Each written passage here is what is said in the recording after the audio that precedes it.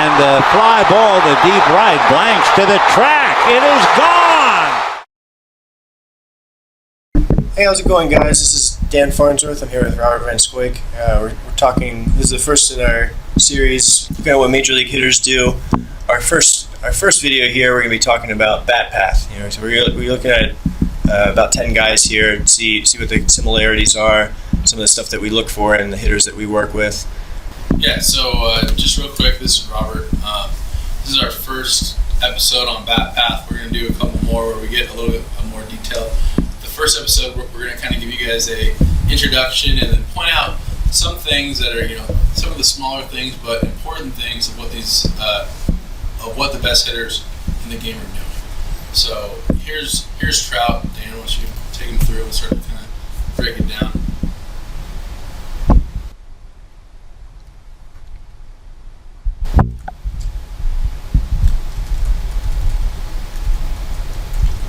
So here's Trout. Here's him hitting pretty well out to center, and we start to kind of notice a couple things. We really want to look at the way he gets his barrel in the zone and then really continues out for a long time. And I think one of the things that differentiates him and all the good hitters is he drops that back elbow into the zone independent of his other elbow. We're at that position right there. Go back to where we had him. Go back. No, forward to me. So he goes one more. There you go. Look how he's dropped the back elbow without really dropping the hand. The shoulders drop some, but not all that much. And the front elbow stayed down. So as he's getting himself into a lag position where he's deep in the zone, he's able to get the barrel in the same path of the ball early and then kind of continue out through. So as he continues through, his extension's really going up the middle. His shoulders aren't rotating level, they're rotating more like a Ferris wheel. So the bat path is always going more north and south as opposed to east and west. And that really allows him to continue out through. So right there, if you take a look at how his shoulders are more on top of each other. Look at how there's a gap in his arms, and look at how his palm still really hasn't rolled over. And all those things are certain kind of commonalities we'd like to see out of the best hitters. Trout is a really, really high-level hitter, and it's pretty obvious. He does a lot of things really well. Is there anything else you want to point out here on Trout? No, I don't think so. So, yeah, and kind of, once again, the overview of what we're trying to kind of talk about here is the way he gets his barrel on plane, in the zone, deep. And one of the ways he does that is he gets in that lag position behind the back hip. And so from there, he's able to continue out on plane for a very long period of time. And a lot of people kind of throw that around, getting on plane, and they talk about it. I don't think they really fully understand of getting on plane deep and early. And I think that's kind of the thing that is overlooked or isn't really understood by, I'd say, almost everyone that's out there teaching hitting. I think this is a really key concept. All right, so let's take you through the rest of Trout there. Now, next up here, we have Paul Goldschmidt. Here he is hitting a slider from Johnny Cueto out to right center field. And so, we saw Trout here before, and we're kind of going to look at the same things here. You see how that first move here drops that back elbow in behind his body. And the same sort of relationship happens here, where you can see his front elbow stays really quiet. There's not anything lifting out or it's moving forward. It's staying nice and still, waiting for the rest of his swing to catch up to it. And then as he progresses into the swing, he's already on plane with this pitch back on his back hip here. You see he's nice and open there.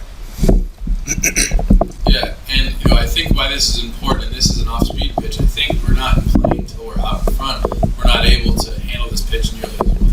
I think when we get in playing deep, I think we're able to adjust off-speed much better, because now we're in a position where we can catch the fastball, or then keep going out and catch that off-speed. If we go back a little bit further, I think there's a couple good things to point out here. If you look at, as he drops that elbow, look at how he's dropping the elbow without dropping his shoulder. Right there. That's just such a, in my opinion, that's such a key position. He's dropped his elbow without dropping the bat head, his hand, and his shoulder. So it's like he's dropping the elbow more under his shoulder he doesn't drop the elbow with his shoulder, which I think is a huge thing to differentiate. They're two completely different moves. That's one of the complaints I've gotten on some of the stuff that I've written is guys think about swinging down on the ball so they don't drop their shoulders and don't loop. But you can see, you can think about getting on plane behind your body without having to change the slope of your shoulders and tilt your head back and everything. You see Goldschmidt gets on plane, his shoulders tilt, but they tilt more towards the plate. It's more a byproduct of what the elbow's doing as opposed to an active tilting where his posture and bat path are being altered. Right. And so you can see the same sort of relationship here, where we get him to contact, and his shoulders are tilted. There's no violent wrist roll over here. You can see he does turn his wrist over a little bit sooner than Trout does, but it's not forcing the bat around his body and across his body. You still see him get that gap between his arms, and his finish still comes more over the top of his body. Yeah, and I think the thing with the finish is it almost looks like Trout and Goldschmidt alike. It looks like because they continue out, and like Dan said, he does roll a little early, but I think it's more as he's extending perfectly out of the pitcher.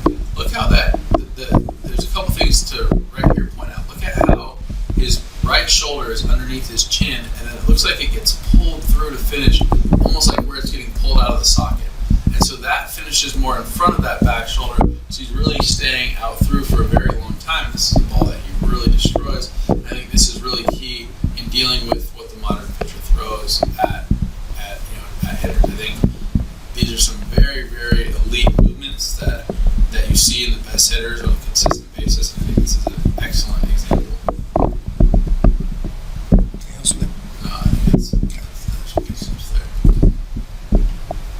All right, and on to our next guy here is Joey Votto. And we have two clips of him because we want to illustrate something kind of that Robert brought up on the last swing here. The first one we're going to see is him on a fastball. He's going to be taking this pitch out to left center field for a home run. Now, just looking at same sort of things we've been talking about. The first move is down behind his body there. He's getting into that palm up position real early, so he's already on plane with the pitch. Not his barrel. His barrel hasn't dropped down below his hands yet, but his hands are already starting to level off here and continue out on the plane of the pitch. So where the hands go, the barrel must follow. And so we'll take you through first, and we'll talk about the fastball curveball. So same sort of move here. He gets through the pitch here. It doesn't stop at contact, and there's no roll across the ball. Everything's still going out to the middle of the field, and you see that same nice easy finish there. There's no same thing. There's no violent wrist roll across the body. Everything's more of a throw than a push or like a wrist roll. Yeah. So as he comes through here, he's swinging at a fastball, but the key thing that we're trying to talk about, because of the way he gets in plane, he starts swinging at a fastball, and if that ball cut or it had extra movement, he could deal with it. He's in a position where he can handle extra movement, extra changes in velocity, and do a pretty good job of it. And I hear hitters say all the time, I hit a curveball, but I thought I started swinging at a fastball and I just got it. And I've heard a number of professional hitters say that on balls that they hit very well. And I think that's why you see him here hit this ball with authority to the opposite field on the ball that's actually on the inner third of the plate, not on the outer third. He hit the inside fastball out to opposite field, and I think that's one of the things that differentiates these guys from even other just average big league hitters. I think because they do this so well and so consistently. Take you through the rest of the swing there. See that nice finish over his shoulders there.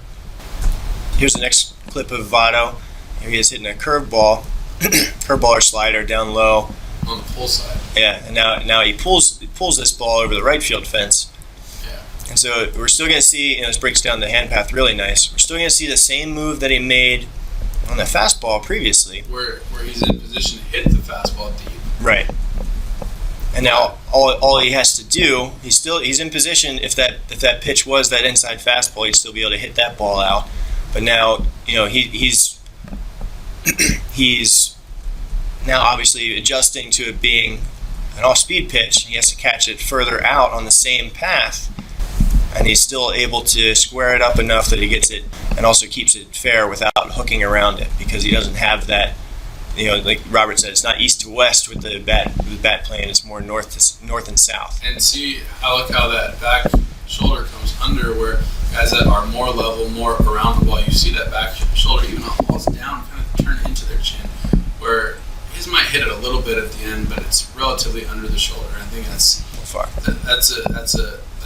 a small thing, but I think it's something that you look at, and I think it's something that you see in the best hitters is their shoulder comes under their chin. Yeah, I mean, this is just a great example of how a good bat path can set you up to react to a pitch, and you don't have to sit there and guess what the pitcher's doing and have to risk guessing wrong. All right, next guy here, a little preview there, is Trout Tulowitzki. And we're going to have him hitting a fastball out over the plate for a home run to right field.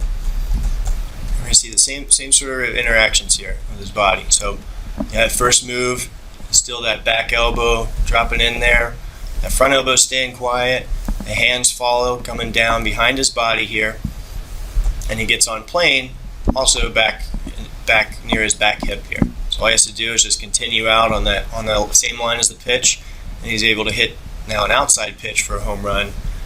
And you see it really, really nice, even though it is away from his body. He doesn't go out and around to get it and then force his hands across. I mean, everything is still out through the middle of the field. Yeah, I mean, I don't have much to add about this, but I do like how deep the contact is, and I think because of the way he gets in the zone, everyone talks about catching the ball deep, but they want you to be short out front to catch the ball deep. Well, that doesn't make much sense. But because of that movement right there, look how deep he catches this. That's just awesome. And I think this is a really nice example of how getting in the zone the proper way allows you to let the ball travel if necessary, or like we saw with Votto, hit it a little bit more out in front if necessary. I think, and just one more thing before we move on, a lot of hitting coaches talk about being short to it, long through it. Everyone has a variation of that idea, but for the most part, most of the things that I was taught and most of the things that I hear are more about being short to contact out in front, and then trying to almost change direction and stay out through the ball, where really, you can't think of the ball as a fixed point. The ball is always moving, and you're always going to catch it at different spots in its path. So that's just adding to what Robert's explaining. That's why it's important to be short to the path of the ball, not necessarily to an artificial contact point out in front of the plate, and then be able to catch all those different contact points based on how fast the pitch is, or how if you're a little off timing wise. Right. So I think it's a great example right here. So, now, I think the rest of them we should just kind of take them through. I think just kind of show them a couple things. The only next thing I want to point out, Braun here, just kind of take them through. This ball hits out pretty well. And one of the ways we actually do this, and one of the commonalities that we look for, is look how as he comes in, take one, there you go, right there. Look how his arm forms a right angle. It forms more of a right angle, and once again, he's dropping under that shoulder, and he hasn't dropped the whole backside, he's more just dropped that elbow. But he's in that right angle, which in my opinion, allows him to get to that back hip with the palm up. So now take him through, and now he's got the palm up behind the back hip, and now he can continue through with a very direct, bat path where everything's kind of, staying out through. I think that right angle behind is such a key thing, and I haven't heard anyone talk about it, but that's just an excellent movement right there, and that's something we see with all these top hitters, and I think then from here we see all the same things that we've kind of talked about, but this is just a really, really great example. And now I think we have a bunch of older examples kind of coming up after this, but we see the same things that have kind of stood the test of time with these other guys coming up here. I think there might be one or two more modern era hitters than a couple guys that played in like the steroid era and stuff like that. But I think it's worth looking at all of them. I think they both point out certain things. You kind of see the same stuff here with Pellegrino. So one of the other little things that, as Robert was talking there, I wanted to mention was actually, I guess two quick things, and we'll look at the rest of these guys. So, you can see that right angle forming back there. How these guys are able to drop in there without, or how these guys are able to start their swing, start coming down without having to turn their shoulders forward. it's almost like that shoulder kind of rolls, or almost like the shoulder sort of rolls back, almost like a pitcher as he's getting into that forearm layback, or that layback position, or external rotation, whatever you want to call it.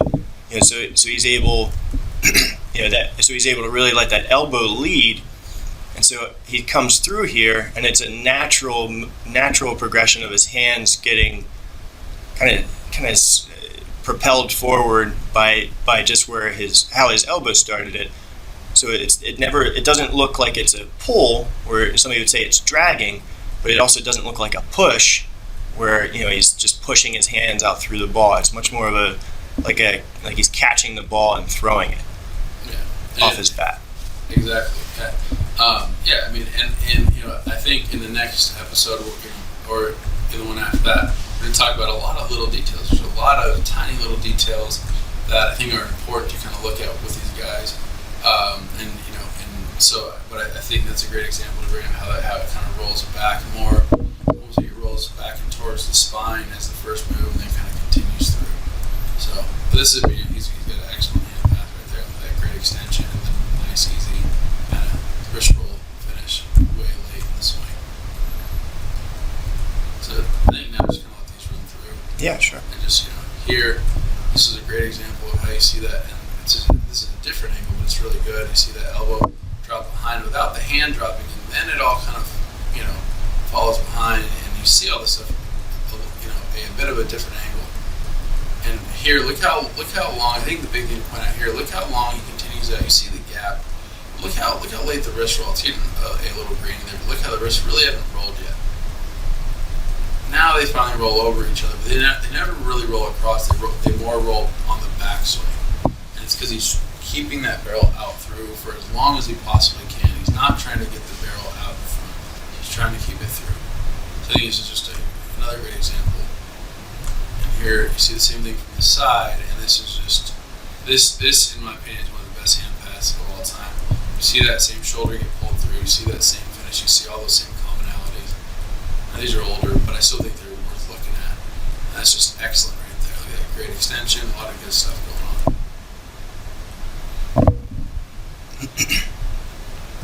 Here we have Barry Bonds, and one of the things we'll talk more about gather and stuff. It's one of the things we like looking at with him. But see all the real nice arm actions here.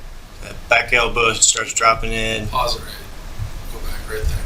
Yeah, I mean, and there you go. Just like you saw in bronze, like you saw, I think it was Goldschmidt. But that's the same position there, and it's a commonality. They might have got there different. They all kind of move their hands different. They all have different timings and different rhythms, but they all kind of move in these similar patterns. This is a very elite pattern to these top, these high-level hitters. And here, this is also an excellent example of hand path right here. We also like looking at this one because it really looks like the path of his hands and his bat really makes it look like his left shoulder gets pulled out of socket. There's not a lot of active rotation going on, especially once he gets down into plane and then towards contact. You see it's like his shoulders kind of stop, but because of how the bat has been thrown through the contact point out towards the middle of the field, everything else gets pulled through as a passive result of how his hand path works there.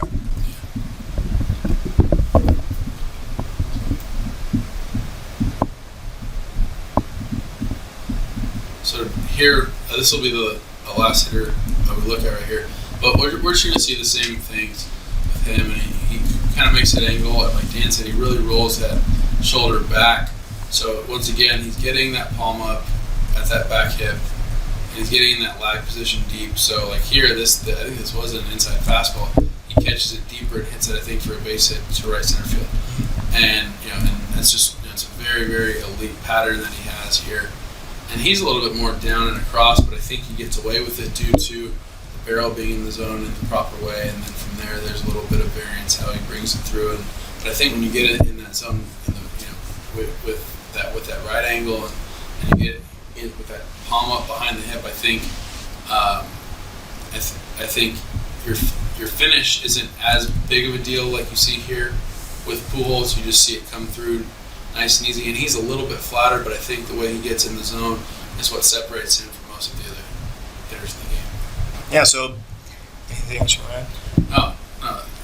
No, just the only thing is, this is our first series on hand path right here, and we're gonna have a couple more episodes and even break it down further and talk about a couple of the finer points. But we got more episodes coming, so it should be fun.